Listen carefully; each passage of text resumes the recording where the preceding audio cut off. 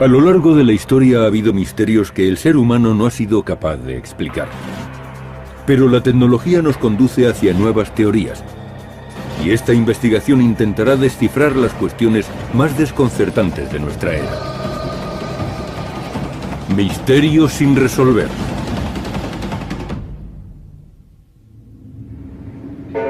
...31 de agosto de 1888... ...3 de la madrugada...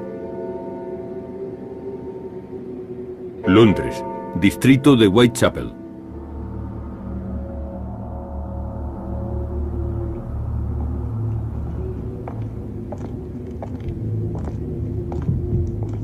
Una mujer camina sola por la calle.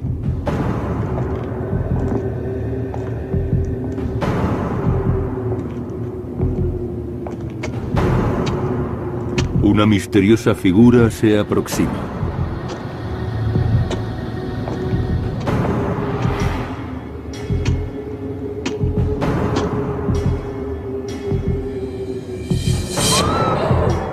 El atacante la estrangula hasta dejarla inconsciente.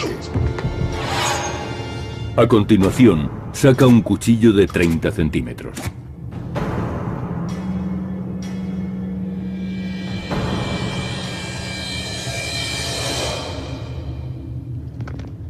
Minutos después, el cadáver de la mujer es descubierto. Ha sido degollada. El cuerpo sin vida aún está caliente. Es obra de Jack el Destripador. Pero ¿quién era en realidad este asesino?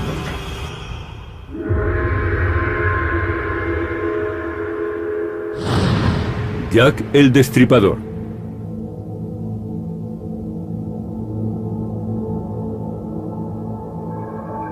Acechando en las sombras, siempre consiguió ocultar su identidad.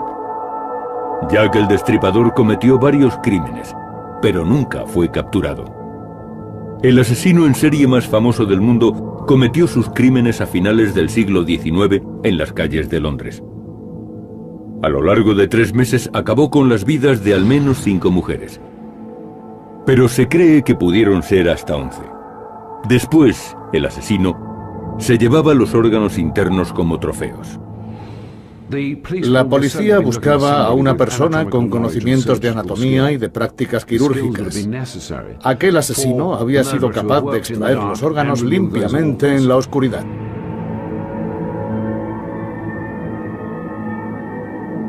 Los asesinatos conmocionaron a los británicos y al mundo entero.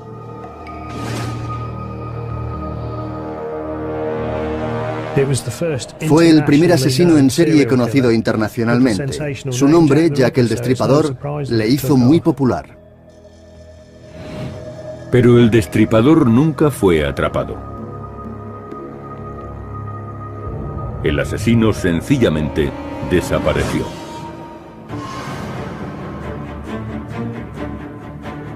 Ahora Misterios sin resolver viajará a los callejones de Londres para investigar este caso.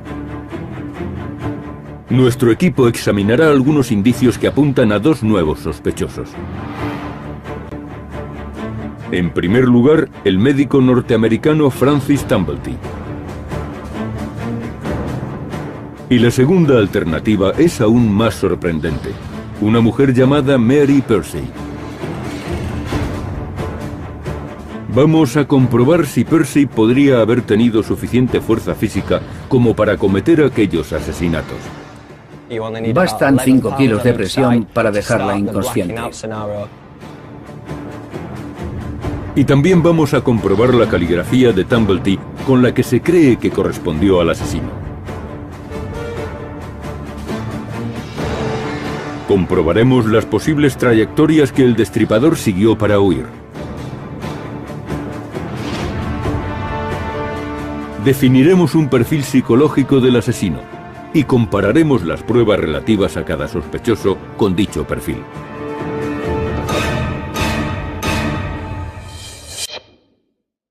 Las teorías sobre la identidad de Jack el Destripador han persistido durante más de un siglo. Se barajaron varios nombres, desde Lewis Carroll, el autor de Alicia en el País de las Maravillas, hasta el famoso pintor impresionista Walter Sickert. Más extraño aún fue el rumor de que la familia real estaba implicada. Se sabía que el príncipe Alberto Víctor, nieto de la reina Victoria, frecuentaba los barrios bajos en los que se cometieron los crímenes.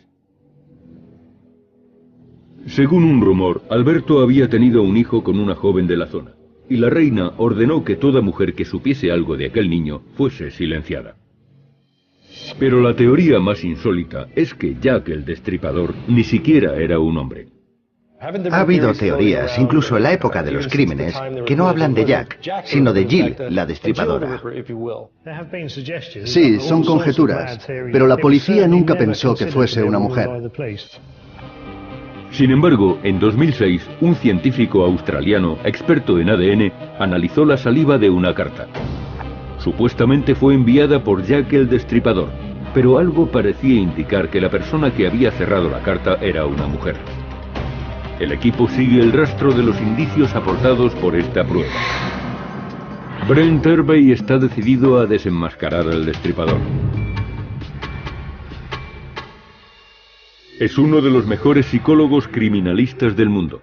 Sus métodos son utilizados para entrenar a los agentes del FBI. Stuart Evan ha dedicado su vida a descubrir la identidad de Jack el Destripador. Este antiguo oficial de policía británico es experto en este caso. La nueva sospechosa, Mary Persey, fue condenada y ejecutada en 1890 por el asesinato de la esposa y el bebé de su amante. El asesinato de la mujer fue especialmente brutal. Percy le hizo un corte muy profundo en la garganta, casi le cortó la cabeza. Durante el juicio, Percy escribía cartas a su familia en las que se traslucían sus problemas psíquicos. Tenemos informes sobre el proceso de la señora Persey, y gracias a las cartas que escribió contamos con información privilegiada.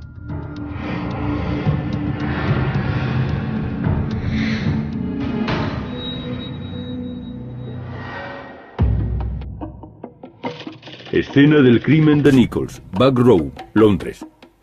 Antes de investigar a los sospechosos, el equipo tiene que construir un perfil psicológico del criminal. Comienzan en el lugar del primer asesinato. Ni las fotografías ni las descripciones son fiables. Tenemos que ir al lugar de los hechos para hacernos una idea del espacio y las distancias. Víctima número 1, 31 de agosto de 1888, Mary Ann Nichols. Mary Ann Nichols fue encontrada a las 3:45 de la madrugada. Apareció en una calle residencial llamada entonces Bucks Row. La víctima tenía 2 profundos cortes a cada lado del cuello que casi le habían desprendido la cabeza. El abdomen había sido abierto violentamente con un cuchillo de hoja larga.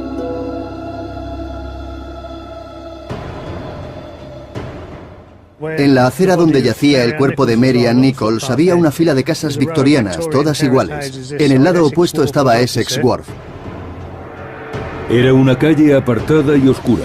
Apenas había tráfico a esas horas de la madrugada. El lugar perfecto para cometer un crimen o un asesinato. ¿Cómo pudo el delincuente traer a la víctima? ¿Cree que se comportaba como un cliente más? Muchas prostitutas llevaban a los clientes a lugares tranquilos para ejercer su trabajo. El asesino no debía conocer muy bien la zona. El asesino pudo fijarse precisamente en las prostitutas porque sabía que le llevarían al sitio adecuado, una zona poco transitada. Era un callejón tranquilo, muy próximo a la calle principal. El perfil del asesino empieza a formarse. Mostraba odio y resentimiento hacia las mujeres.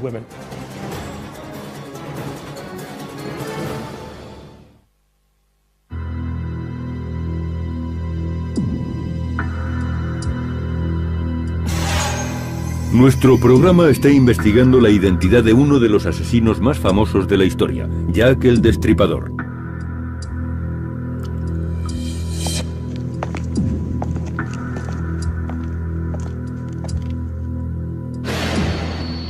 Los crímenes tuvieron lugar en Londres, en el distrito de Whitechapel.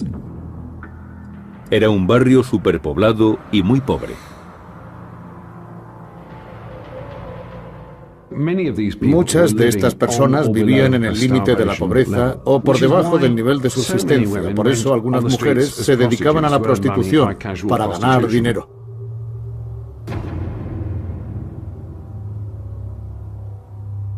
Los cadáveres empezaron a aparecer en las calles y el pánico se apoderó del vecindario. Los periódicos londinenses alimentaron la histeria. Competían por publicar los detalles más morbosos de los crímenes y del posible asesino. El caso estaba rodeado de sensacionalismo. Los crímenes comenzaron poco después de que apareciese una nueva tecnología de impresión. Ahora, los periódicos podían ilustrar sus historias y asustaban a la gente con escabrosos dibujos.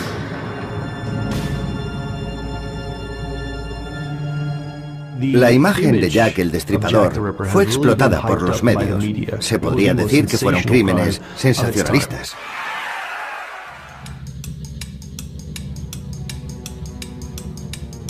Poco después de los crímenes empezaron a aparecer en los periódicos cartas atribuidas al asesino. Muchas de ellas eran invenciones de periodistas sin escrúpulos, pero en una, el autor de la carta se llamaba a sí mismo Jack el Destripador, y el nombre quedó acuñado. Una vez que tuvieron un nombre, los periódicos ya podían imaginar una personalidad para el asesino y explotaron esa posibilidad. Una carta con fecha de 15 de octubre se dio por auténtica.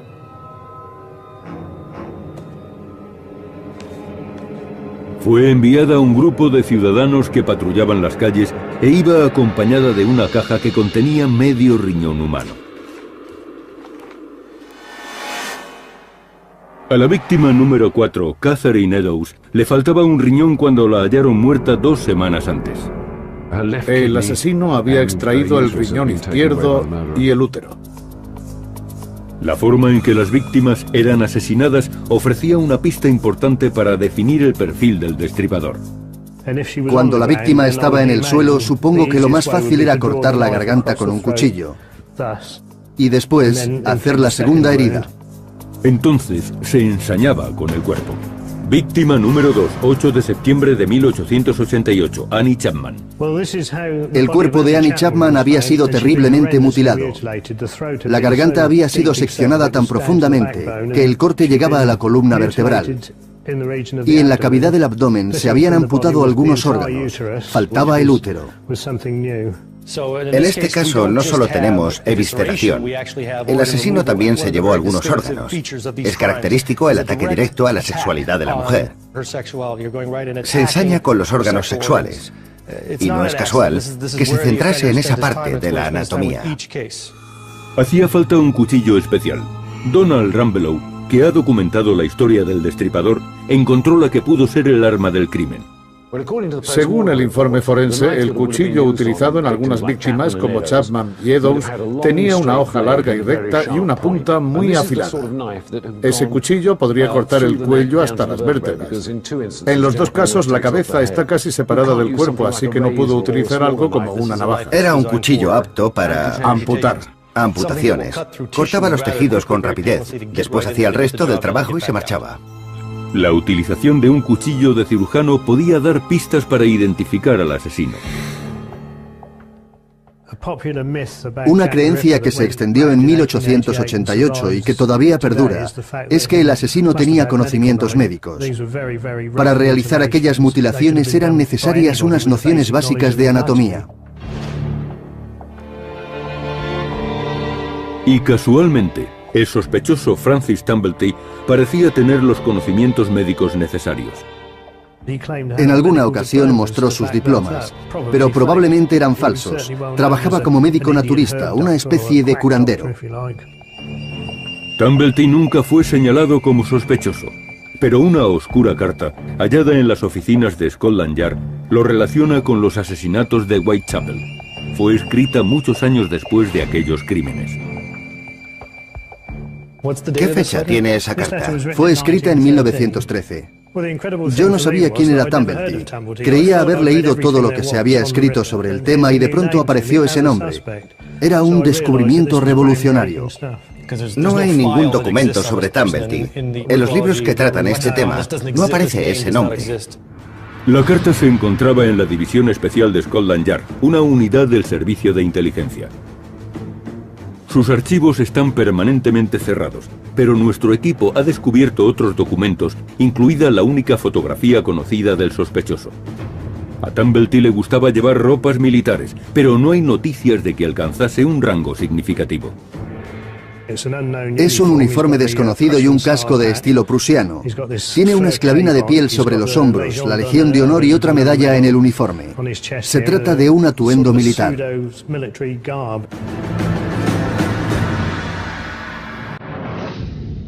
Tumblety parece haber sido siempre un experto timador. Creció en Rochester, Nueva York, y ya desde muy joven empezó a hacerse pasar por médico. Se hizo famoso vendiendo falsos medicamentos y remedios de hierbas en Estados Unidos y Canadá. Pero cuando surgían los problemas, sencillamente se iba a otro lugar.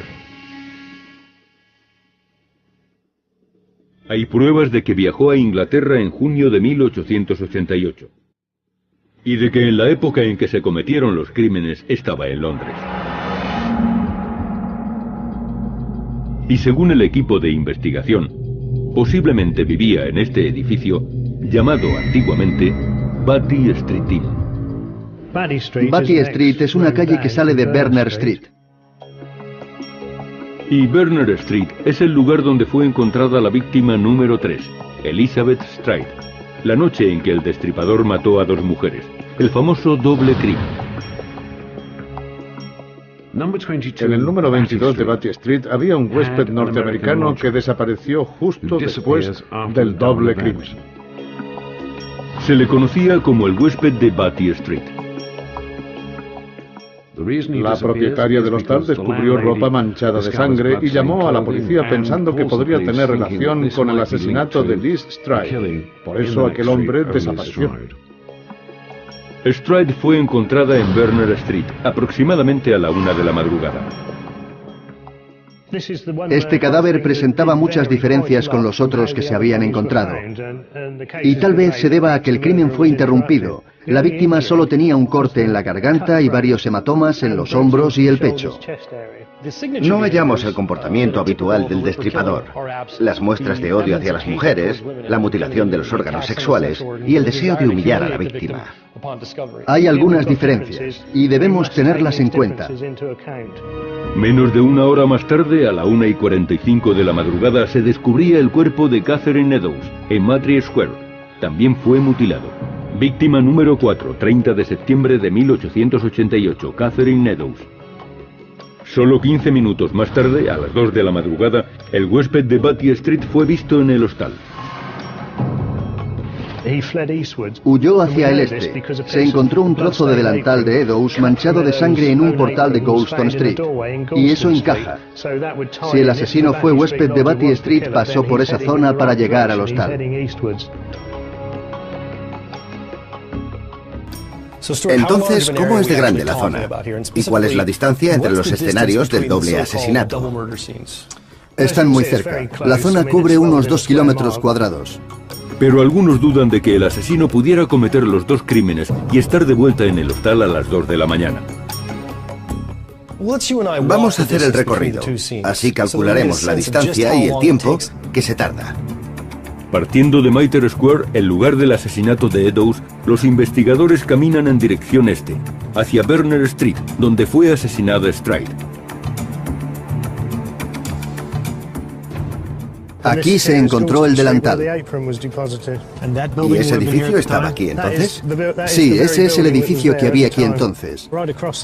En esa fachada está el portal donde el destripador dejó el trozo de delantal ensangrentado. Es el mismo edificio y el portal de entonces.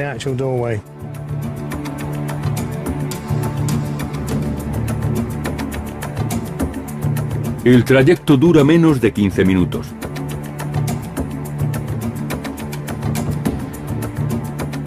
Incluso con el tráfico actual, el sospechoso podría haber abandonado el lugar del segundo asesinato y haber llegado a Batty Street a las 2 de la madrugada. El número 22 de Batty Street estaba al otro lado de la calle y un pasaje conducía a Berners Street. Hay varios caminos para llegar aquí desde Mitre Square, pero sabemos que el asesino fue en dirección este. Vendría por las calles de atrás y acortó por aquí. Si Jack el Destripador era también el huésped de Batty Street, pudo haber cubierto la distancia entre Mitre Square y el hostal en esos 15 minutos. La identidad del huésped nunca fue desvelada, pero Evans ha encontrado otra pista. Repasé la información e intenté averiguar si existía alguna descripción del huésped de Batty Street. Según un informe de prensa posterior al incidente, un hombre que se alojaba en Batty Street había sido arrestado y ese hombre era norteamericano. Y la razón del arresto puede proporcionar una pista importante para definir el carácter de este sospechoso. En realidad le acusaron de ultraje a la moral pública.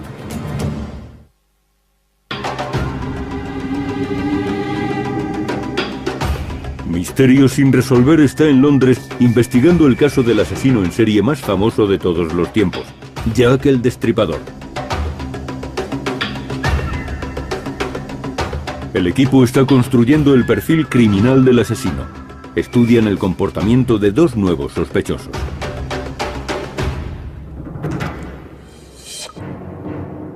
El médico norteamericano Francis Tumblety fue arrestado el 7 de noviembre de 1888 por la policía de Londres. Ocurrió justo antes del último crimen, pero no lo detuvieron por asesinato, sino por el delito de ultraje a la moral pública.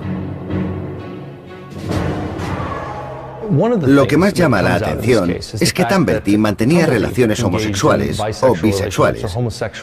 De hecho, fue arrestado por cometer actos lascivos con 4 chicos diferentes. Tumblety no mantenía relaciones con mujeres y además, según se cree, sentía desprecio hacia ellas.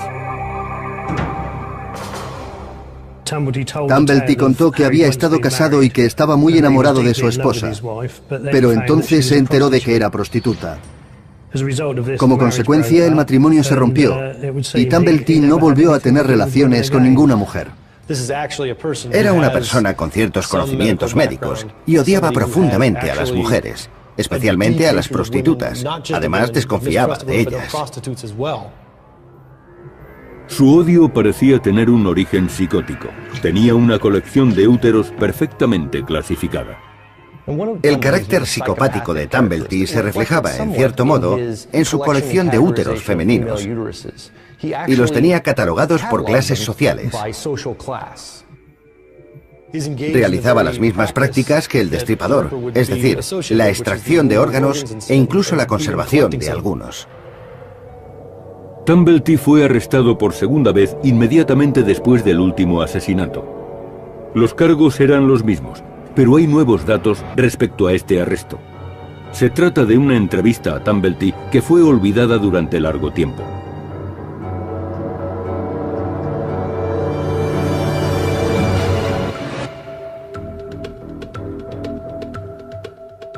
La entrevista de Tumblety fue realizada en enero de 1889. Admite que estuvo en Whitechapel y que fue arrestado como sospechoso de ser el destripador. Por tanto, estuvo en la zona de los crímenes cuando estos se cometieron. Por supuesto, no admite ser el asesino, pero sí que lo detuvieron como sospechoso. Exacto. La policía tampoco pudo conseguir ninguna prueba concluyente para detenerlo. Intentaban evitar que se escapase y finalmente le acusaron de ultraje a la moral pública. Pero aquello quedó oculto en los archivos policiales durante más de un siglo. Por supuesto, nada de esto demuestra que Tumblety fuese el destripador, pero son indicios que apoyan esa teoría y confirman nuestra idea de que fue considerado sospechoso de los crímenes. Tumblety quedó en libertad bajo fianza el 16 de noviembre y salió de Londres inmediatamente. Regresó a Estados Unidos con un nombre falso, Frank Townsend. Se cambió de nombre y cogió un barco. Eso indica que trataba de huir, que intentaba ocultarse y que no quería ser descubierto. Pretendía pasar desapercibido. Y aunque esta reacción no prueba que Tumblety fuese culpable, es obvio que sabía que le perseguían. Y eso le preocupaba. Hay pocas pistas sobre su paradero en Estados Unidos después de su huida. Pero un periódico informa de su muerte en San Luis en 1903 a causa de una dolencia cardíaca.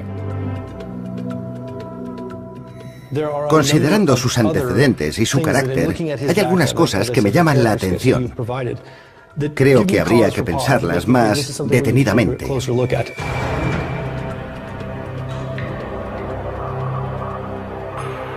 La policía de entonces nunca consideró que el asesino pudiera ser una mujer. Desde que se cometieron aquellos crímenes, han circulado teorías que afirman que no fue Jack, sino más bien Jill, la destripadora. Tal vez una comadrona, o una mujer que practicase abortos y que despreciase a las prostitutas. Estas teorías siguen siendo válidas. Muchas de las teorías fueron enviadas por carta a la policía. Ciertamente la policía nunca consideró que fuese una mujer. Nunca se tuvo en cuenta esa posibilidad.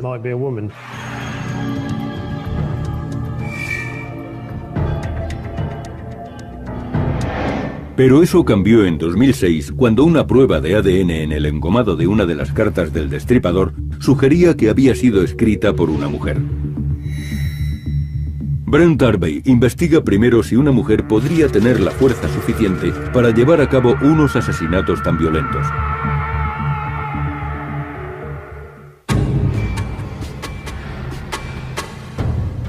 David Cook es profesor en South Bank University.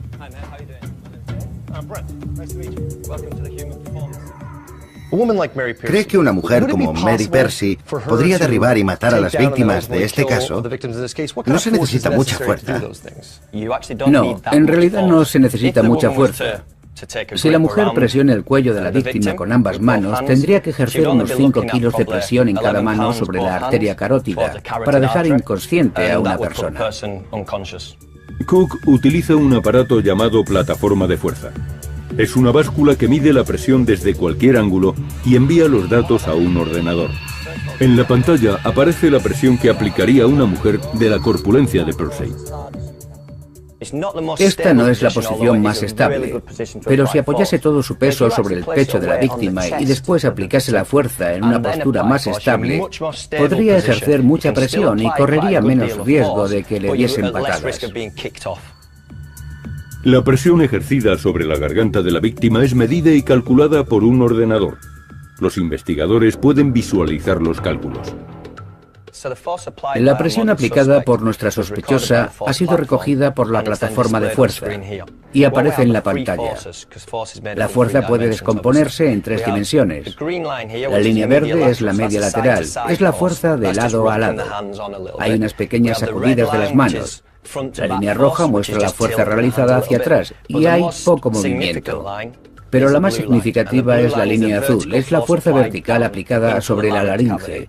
Vemos estos picos que se mantienen en unos 380 newtons, es decir, unos 36 kilos de fuerza. Por tanto, la fuerza constante que se está aplicando está entre 32 y 37 kilos. ¿Cuánta fuerza se necesita para inmovilizar a una persona y cuánta para matarla? Se la puede matar ejerciendo esa fuerza durante 3 o 4 minutos. Podría bastar con unos 16 kilos para cerrar la cavidad laríngea. Entonces nos ha sobrado fuerza. Sí, y bastaría con menos tiempo. Por tanto, es muy posible que una mujer de cierta envergadura pudiese dejar inconscientes a estas víctimas.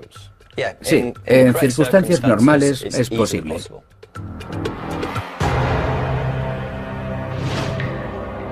El doble asesinato por el que se condenó a Mary Percy tiene algunas similitudes con los crímenes del destripador.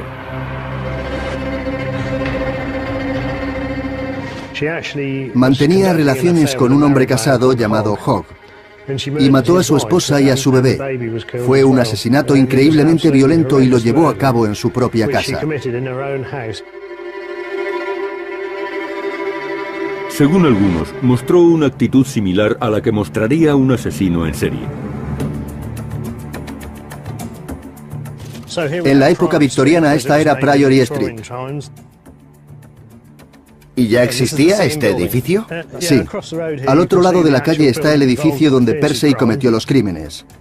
Esa es la entrada de la casa de Mary Persey, y debió de sacar el carrito del bebé por esa puerta. Persey engañó a la mujer de su amante y la llevó a su casa. Una vez allí la mató golpeándola con un atizador. Luego asfixió al bebé. Después metió los cuerpos en el cochecito del niño para deshacerse de ellos lejos de su casa. Sin duda mató a la mujer y al bebé por celos. Quería tener al marido para ella sola. ¿Qué dirección tomó? Saldría a la calle y pasaría bajo el puente del ferrocarril, que aún sigue ahí. El cuerpo de la mujer fue hallado con un profundo corte en la garganta, como en los casos del destripador. Pero Persey fue capturada, y los informes sobre su proceso explican el motivo de las heridas. Le cortó la garganta por una razón práctica.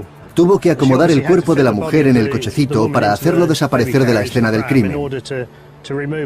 Y haciendo un corte profundo en la garganta, pudo colocar la cabeza de forma que entrase. Pero en el caso del destripador, el corte en la garganta era lo que provocaba la muerte. Sí, así es. Después, la investigación se centra en las pruebas escritas, tanto del asesino como de Francis Tumblety. Ninguna carta encaja con los crímenes, excepto una de ellas.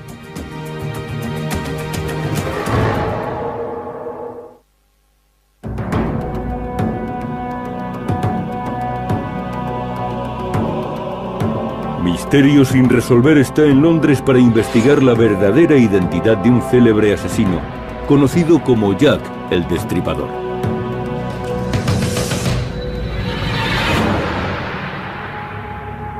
Las autoridades recibieron cientos de cartas que decían pertenecer al responsable de los crímenes.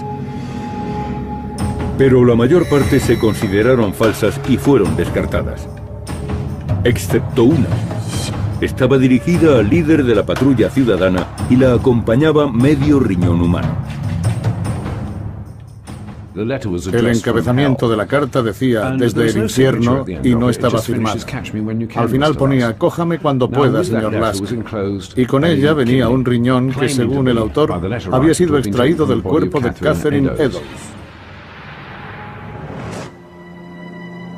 La carta decía: Señor Lask, señor, le envío medio riñón que extraje de una mujer y que conservé para usted. La otra mitad la freí y la comí. Estaba muy buena. Puedo enviarle el cuchillo ensangrentado que utilicé si tiene un poco de paciencia. Firmado, cójame cuando pueda, señor Lask. La carta falta de los archivos de Scotland Yard desde la década de 1950. Algún jefe de la policía se la llevó de recuerdo. Pero Stuart Evans tiene en su poder una de las copias originales realizadas por la policía. El equipo también ha conseguido otras supuestamente escritas por el destripador. Y encontró un paquete de cartas que Francis Tumblety escribió en la época de los asesinatos.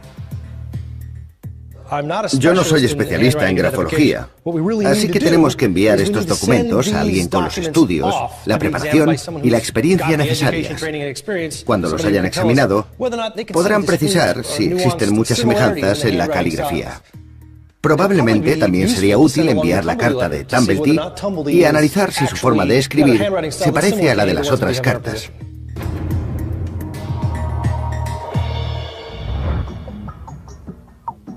Michelle Dresbold es forense, experta en grafología. Ha trabajado en numerosos casos estudiando tipos de escritura y perfiles de personalidad. Dresbold analizó varias cartas que supuestamente procedían del destripador para determinar cuáles eran auténticas.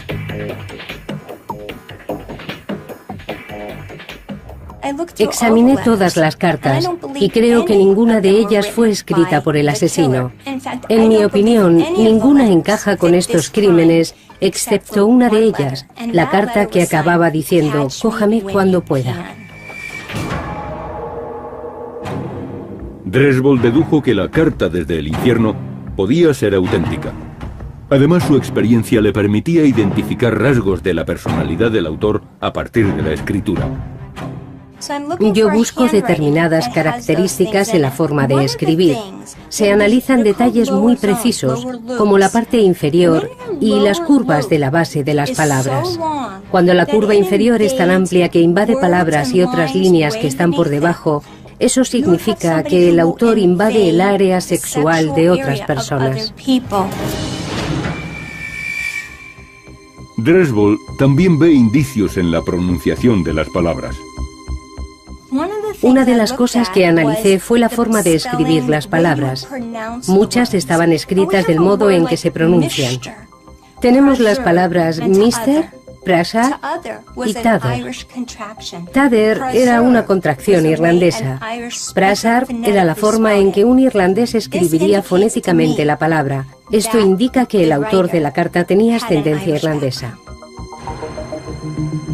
El sospechoso Francis Tumblety era norteamericano, pero su padre era irlandés.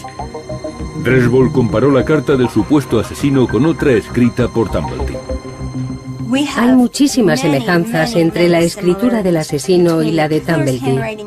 Más semejanzas de las que se deberían encontrar si se tratase de dos personas diferentes.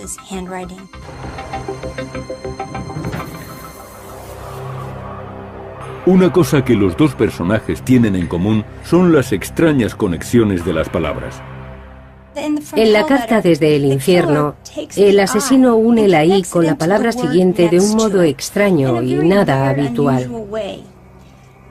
Tumblety une muchas palabras con la palabra siguiente, igual que ocurre con esta I. Se trata de conexiones muy poco comunes.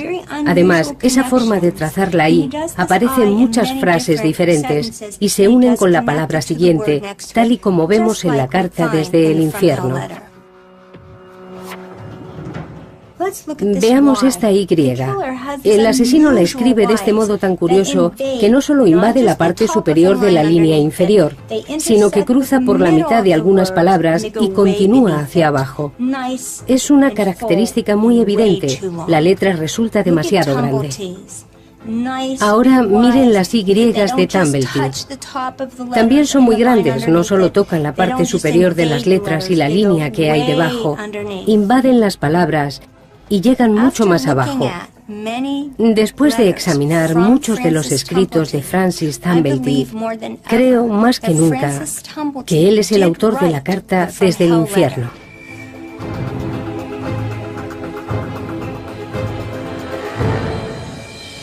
A continuación, Brent Harvey revela el perfil que ha realizado de Jack el Destripador. He revisado todas las pruebas y el material disponible en Whitechapel, donde tuvieron lugar los crímenes. Y este es el perfil que se ha definido.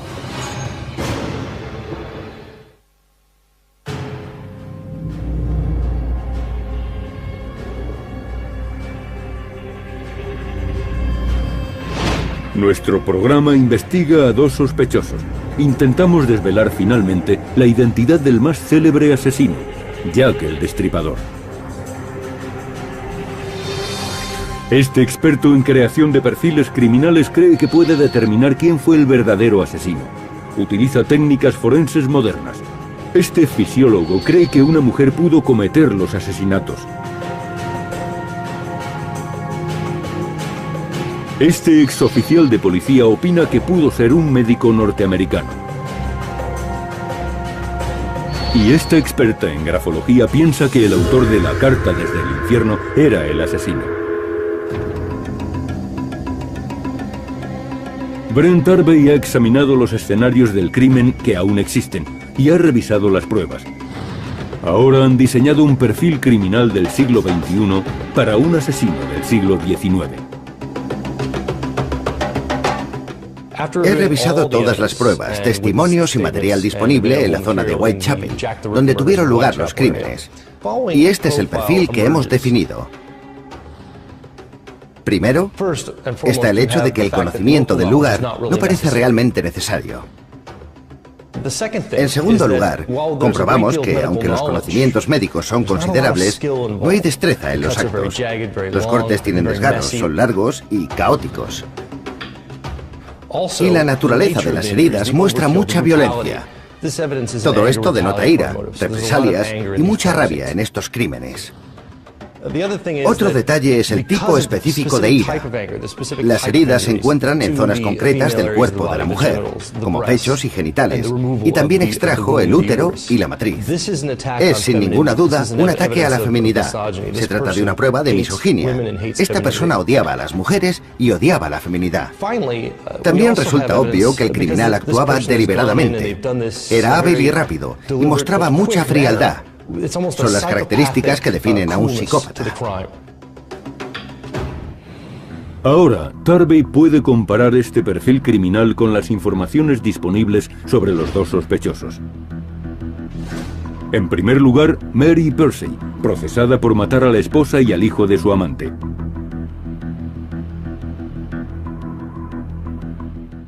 El conocimiento del lugar no es tan importante, y Percy vivía a más de 6 kilómetros de Whitechapel. Respecto a las mutilaciones, vemos que se requieren conocimientos médicos, y no hay pruebas de que Mary Percy tuviese experiencia médica de ningún tipo. En el caso de su crimen, Mary Percy actuó por celos y por venganza, pero se trataba de un motivo determinado, dirigido hacia unas personas muy concretas. Esto nos lleva al cuarto punto, la misoginia, la ira contra las mujeres. No hay nada que sugiera que Mary Percy odiase a las mujeres en general. Al cometer aquel crimen, no trataba de humillar a nadie. Fue una expresión de ira por un amor no correspondido. Y llegamos a la última característica, la ejecución fría y tranquila de los crímenes. Esto no encaja en absoluto con Mary Percy, que demostró ser una persona extremadamente emocional. El carácter de Mary Percy no encaja con el perfil criminal de Jack el Destripador. El comportamiento de Mary Percy es el de una persona obsesiva. Su crimen fue casi un hecho aislado.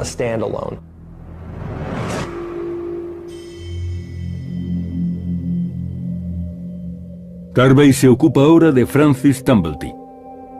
Tumblety visitaba Inglaterra con frecuencia, y los archivos muestran que llegó a Londres en junio de 1888, poco antes de que empezasen a aparecer los cadáveres. El asesino solicitaba los servicios de las prostitutas en la calle principal, y ellas le llevarían a una zona más tranquila. Por eso, el conocimiento del lugar no es primordial. Tumblety se consideraba médico y había conseguido algunos certificados falsos por si necesitaba mostrar sus credenciales. Pero todos los conocimientos que tenía los había adquirido por sí mismo. El destripador sabía dónde estaban las vísceras y sabía lo que quería hacer. Eso encaja muy bien con el perfil de Tumblety.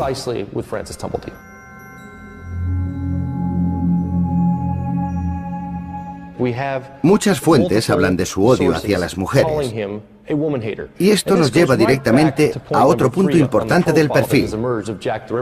Jack el Destripador era una persona con deseos de venganza, que odiaba a las mujeres y la feminidad. Esto también encaja con Francis Tumblety, que sentía desprecio por las mujeres, y no le importaba demostrarlo abiertamente. Por último, Jack el Destripador era un delincuente tranquilo, frío y metódico. Tumblety no solo coleccionaba úteros de todas las clases, sino que también los organizaba por clases sociales. Este es el comportamiento típico de un psicópata que consideraba a las mujeres como objetos. El perfil que Tarvey ha hecho del carácter de Francis Tumblety parece encajar perfectamente con el perfil criminal de Jack el Destripador. Parece que Francis Tumblety es uno de los principales sospechosos de estos crímenes.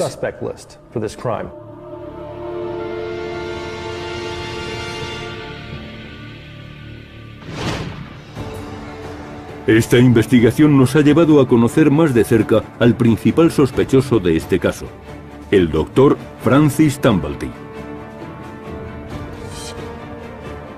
Si se realizaran más estudios y se hallaran más pruebas, se podría confirmar de una vez por todas la identidad del asesino más famoso de la historia. Son pruebas circunstanciales, pero partimos de una teoría que se ha hecho más sólida con cada nuevo descubrimiento. Nada es definitivo, nada demuestra que Dumblety sea Jack el Destripador, pero tampoco hay nada que demuestre que no lo sea.